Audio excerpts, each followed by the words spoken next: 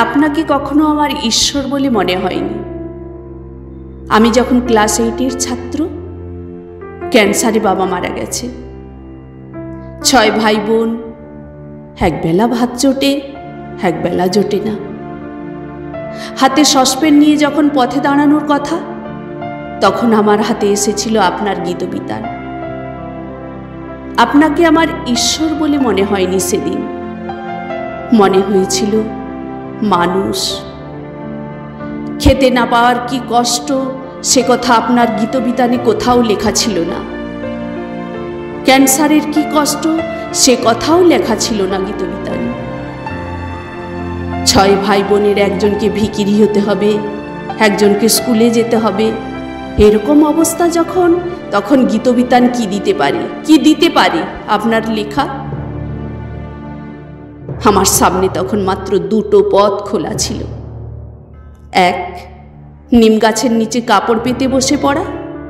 2, বন্দুকের নলি শক্তির উৎস। চীনের চেয়ারম্যান, আমাদের চেয়ারম্যান। 2 দিকে 2 দেয়ালে লেখা 2টো স্লোগানের মাঝামাঝি দাঁড়িয়ে পড়া।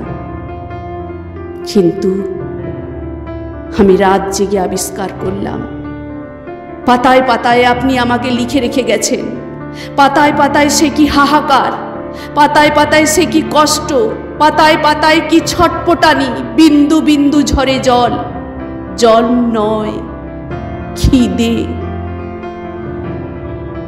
হ্যাঁ, একটা গোটা পৃথিবীর খিদে লিখে গেছেন আপনি। আপনাকে আমার ঈশ্বর বলে মনে হয়নি কখনো, পাত্রী মনে হয়নি।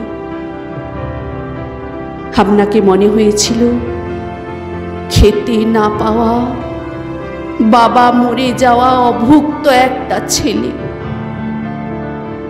যে কিনা কৃষ্ণনগর স্কুলে এক বেঞ্চে আমার পাশে বসত।